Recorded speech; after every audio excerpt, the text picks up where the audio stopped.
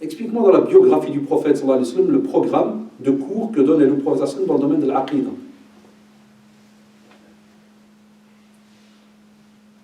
Il faudrait que cette phrase, on me l'explique, on me la décortique. Et ça, on sait très bien que ça émane de tous ces petits groupes-là qui tournent à gauche à droite sur Internet, ceci, cela, hein, et qui, pour casser, par exemple, certains prédicateurs, ils jouent maintenant là-dessus. Regardez, ils ne donnent pas l'aqida, donc ils sont loin, ils sont dans le superflu. Mais bon, ça, vous savez, moi, je vieillis maintenant les blanches, hein, donc il ne faut plus m'embêter avec ça. Voilà, j'ai fait plaisir aujourd'hui, parce que c'est le 6e mois, sûrement, on arrive à la fin de l'année, mais la réponse, vous la connaissez. Voilà, on n'a pas 15 ans, on n'est pas encore des petits gamins, et alhamdoulilah, on a toute une panoplie de doros, il y a 36 000 titres, 36 000 sujets qu'on a fait, et troisième partie de la réponse, et je termine, quand tu veux l'aqida, je vais te dire la vérité, hein, le frère ou la sœur qui a écrit la question, c'est pas dans une conférence. Que tu l'acceptes ou pas, c'est pas dans une conférence. L'aqida vient dans un cours. Et moi, quand je donne cours, et que j'ai déjà donné cours à Bruxelles, l'aqida, le tafsir, le sira, l'arba'in nawawiya, là, tu n'as que quelques tondus devant toi. Hein. Ah, là, il n'y a personne qui vient. La preuve, quand j'ai décidé à la mosquée Al-Amal, j'ai dit, pendant 2 ans minimum, je vais donner cours de l'aqida sur les noms d'Allah subhanahu wa ta'ala. Wallah, et des fois, il n'y a que 15, si Mohammed où ce qu'il est. Al-Amal, ça ou là. Mais dès que je fais le monde des djinns, ou bien la mort, ou bien la tombe, ou bien le mariage, là, j'ai 500 dans la salle. Mais le cours de l'aqida que je donne depuis 2 ans sur les noms d'Allah subhanahu wa ta'ala, même les fameux gamins là, qui attaquent sur Facebook et compagnie, Wallah, ils viennent. Et je leur ai dit, je dis, voilà maintenant de l'aqida. Et du livre de Cheikh Abdel Mohsin Al-Abbad, Abdel Razak Al-Badr, Afwan. Ça, ici, j'ai cité le premier chef parce que je vais relire aussi dans ses ouvrages. Abdel Razak Al-Badr, sur les noms d'Allah subhanahu wa ta'ala, ils sont en librairie. C'est juste Yakassi Mohammed, sur les noms d'Allah subhanahu wa ta'ala. C'est sur ce livre-là. Donc j'ai fait exprès pour pas qu'ils disent, ah, il a pris le livre d'un inconnu. Et même comme ça, Wallah, ils viennent. C'est une maladie. C'est une maladie, point barre. Ils viennent pas. Et je les vois, ils sont dans la mosquée, ces jeunes-là, ils se lèvent, ils partent. Et ils restent devant la porte parler pendant 3 heures, ou bien ils se mettent devant 5 paquets de dates, et ils vendent des dates devant la mosquée. Wallah, ils rentrent. Ou bien ils vendent de l'auto,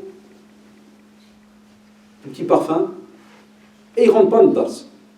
Et ils restent là jusqu'à attendre mes jeunes là, qui écoutent le dates pour leur vendre des dates ou du parfum. Comme on dit chez Dralik, pétage de rire. Mais c'est comme ça. On fait avec. Pourquoi est-ce que lorsqu'on est éprouvé, qu'on recherche du soutien auprès d'un musulman, on a souvent la réponse « remets-toi en question, si tu es éprouvé, c'est parce que tu dois faire des péchés ». Vous êtes tombé sur le mauvais, hein, c'est tout. Ça arrive. Ça arrive. Vous êtes tombé sur un bon coco. Parce qu'il est sincère sûrement.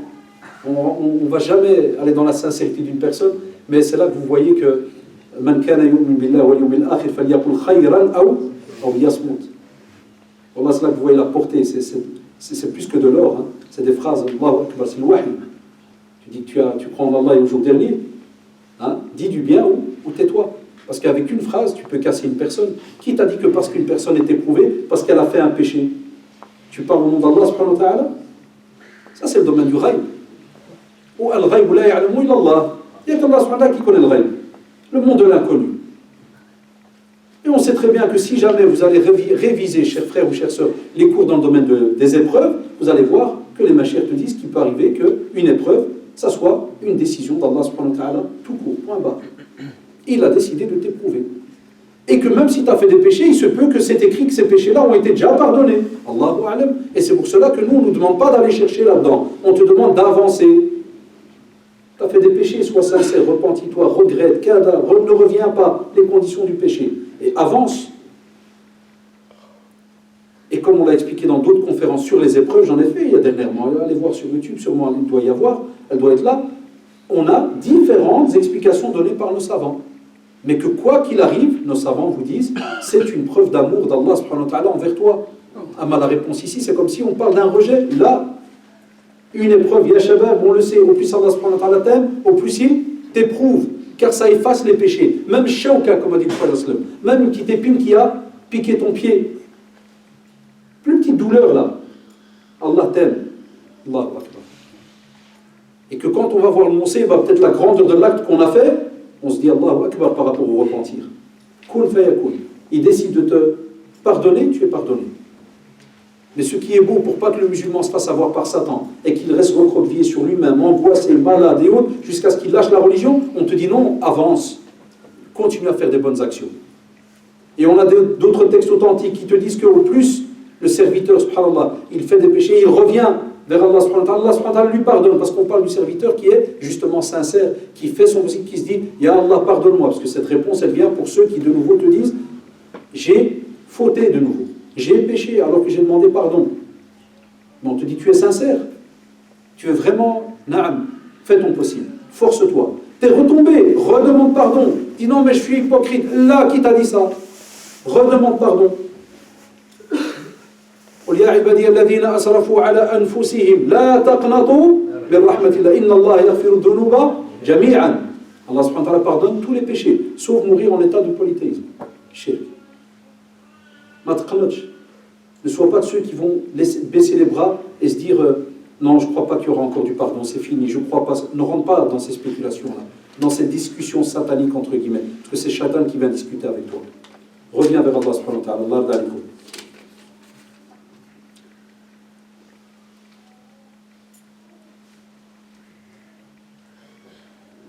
Mais pour cela,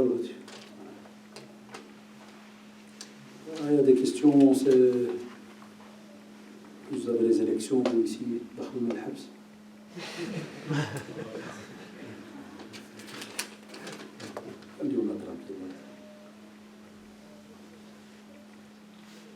Quand il y a un divorce, je répondrai quand même, mais peut-être pas, parce qu'il y a une question, c'est... Quand il y a divorce dans un couple musulman, quel est le rôle du père vis-à-vis des enfants? Il y a des personnes qui pensent que quand il y a un divorce, on divorce des gosses. Qui pensent que quand il y a un divorce, on divorce des gosses aussi. Donc il y a un souci entre monsieur et madame, ou madame et monsieur, ils ont des enfants. Donc, un des deux, qu'est-ce qu'il pense? Que dès qu'il divorce, il divorce de tout le package.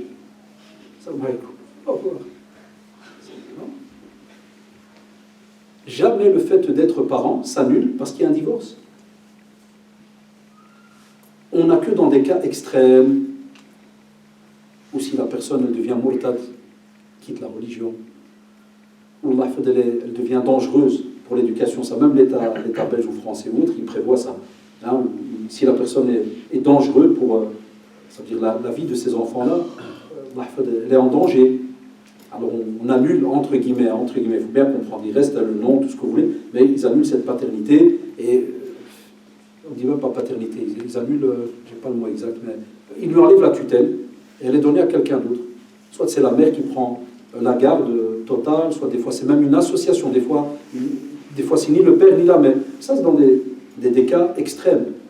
Amma, tu as eu un souci avec ton épouse, tu as divorcé, tes enfants, tu restes, subhanallah, leur père, tu restes leur mère, et spécialement ici le rôle du père.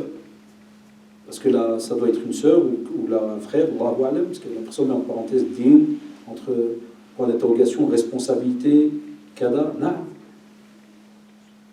Même s'il y a des gardes alternés, tes enfants continuent à avoir le même amour, ils continuent à avoir, subhanallah, les cours, ils continuent à avoir la morale, tout ce qui tourne autour. Tu continues à subvenir à leurs besoins financièrement, tout. Il y en a plein qui me disent non, monsieur, j'ai déjà fait des médiations. Hein. Il y en a qui me disent non, moi j'ai été au tribunal, ils m'ont dit je dois donner 250 €, point barre. Je dis alors,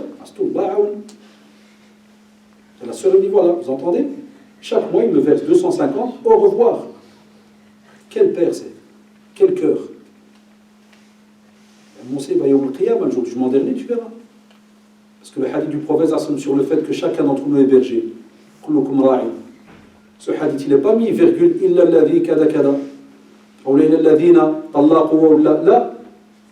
Il n'y a pas une exception. Ceux qui ont divorcé, ceux qui ont abadan. Tu restes responsable de tes enfants. Allah, c'est très très important. Sinon, vous allez déglinguer ces gosses. Vous savez, un divorce, hein, je le dis toujours aux frères et sœurs, un divorce, ne pensez pas que ça ne laisse pas de traces. Déjà, rien qu'un souci dans le couple, et ça laisse des traces sur les enfants. Ça, c'est un souci. On n'est même pas encore arrivé au divorce. Rien que les enfants entendent des cris, des disputes, cada tout le temps, Wallah, ça laisse des traces sur l'enfant. J'ai des amis psy, je discute des fois avec eux, je demande des conseils, c'est catastrophique.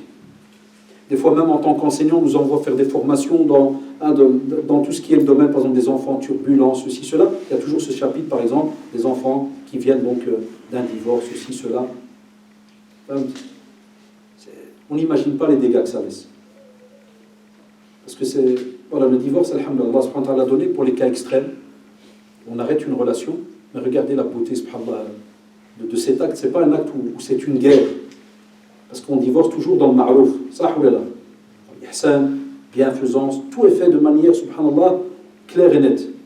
Personne ne prend les droits de l'autre, ni on s'insulte. Ce n'est pas une guerre chez nous en islam. En islam, le divorce, wallah, c'est entre guillemets, quand on doit y arriver, hein, c'est beau. T'imagines, si je devais donner une image du vrai divorce chez nous en islam, il se peut qu'on se quitte avec salam alaikum, qu'Allah te donne ce qu'il y a de mieux. Allahu Akbar. Il y a même un respect incroyable vis-à-vis de la femme qui est en face de toi, parce que si la période de l'Idda est passée, les 3 périodes de règles, et tu ne l'as pas reprise, et elle devient interdite, alors pour toi, jusqu'à ce que tu refasses de nouveau un mariage, si jamais c'était la 3e, finie, définitive, elle n'est plus licite pour toi, jusqu'à ce qu'elle se remarie, et qu'elle divorce naturellement, pas que Allah elle provoque pour l'aller dans zina wa billah. Donc même comme ça, tu ne peux plus la toucher, tu peux plus, donc il y a tout un respect qui se met en place. Même quand tu viens prendre les enfants, tu ne montes pas ça avec elle. Hein. Ouais, c'est mon ex-femme, on va boire juste un petit verre de thé, elle va un peu faire le topo de la situation. Ah, quelle belle religion, c'est incroyable. Parce qu'on sait que les cœurs peuvent de nouveau se rapprocher, et ils peuvent alors commettre l'irréparable, et oublier qu'ils vont d'abord repasser par une démarche de remariage. Et il se peut qu'ils retombent dans le zina. C'est pour ça que c'est très beau. Quand on parle avec des gens qui sont justes, même s'ils sont non-musulmans, Wallah, j'ai déjà eu le cas, alhamdoulilah, et il y a des gens juste côté non-musulmans, et ils te disent, sincèrement, c'est tip-top vos règles.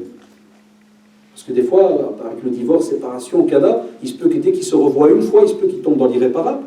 Voilà pourquoi on a des règles, machallah. Mais les enfants, vous ne les entendez pas entrer dans l'histoire. Vous ne dites pas, les enfants, vous les mettez à côté. Au revoir. L'autre jour, chez nous, sur la chaîne Télé Bruxelles, ils ont 3 minutes où ils font des questions-réponses avec des avocats. J'ai eu mal au cœur. Hein. Une des questions qu'ils ont posées à l'avocat, vous savez, c'était quoi? C'était des grands-parents, qui demandent, voilà, notre fils ou notre fille, voilà, il y a eu un divorce, et ils ne veulent pas qu'on voit les enfants. Allahu Akbar. Donc l'État a dû, donc le législateur a dû légiférer pour que même les grands-parents puissent avoir leur heure de visite. Alors, d'Indiana, les grands-parents sont comme les parents. Même s'il y a un divorce, tu ne viens jamais me dire Coco, stop, j'ai divorcé avec toute votre famille, votre race, tout, au revoir. Ça n'existe pas. Les grands-parents restent grands-parents, le père il reste père, la mère reste père. Les tantes, est-ce qu'elles divorcent? Elle reste la tante.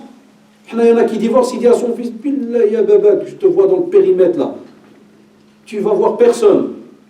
La yajouz, haram. Cheikh Al-Uthaymin, rahimahullah, dans l'Iqad Ben Maftouh, on lui pose comme ça la question. Il dit, mon père m'a interdit d'aller voir ma mère, qui sont en divorce.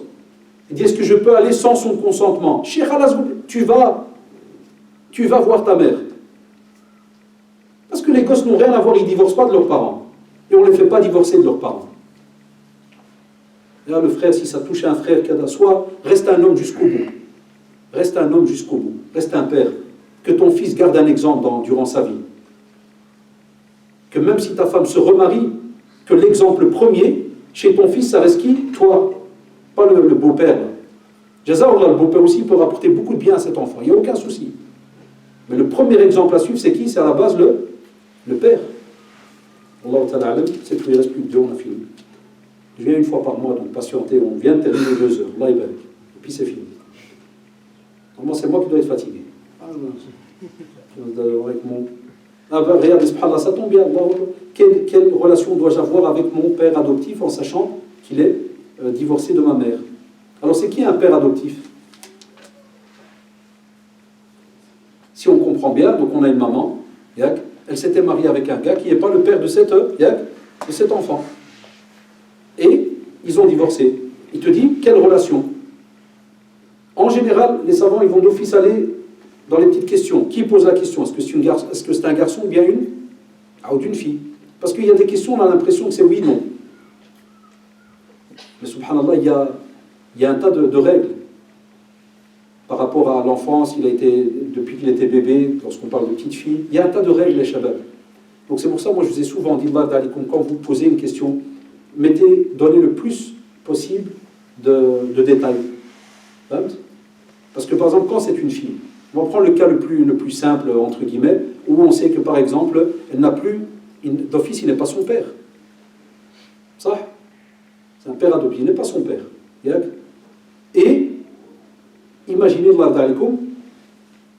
certains, ça peut arriver qu'ils pensent que voilà, il peut la prendre, aller se balader avec elle, ceci, cela.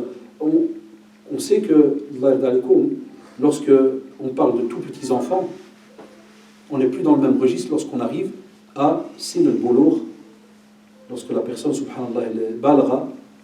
On n'a plus la même aussi discussion lorsqu'on parle d'un garçon. Le garçon, qu'il soit jeune, qu'il soit adulte, vis-à-vis donc de cette personne-là, il n'y a pas de souci. Vis-à-vis de cet homme. Si c'était la femme, regardez, l'équation inverse. Par exemple, moi, mon père, après la mort de ma mère, il s'est marié. Ben, la femme de mon père, elle est muharrama pour moi. Ça, oulala. Ça, c'est le père.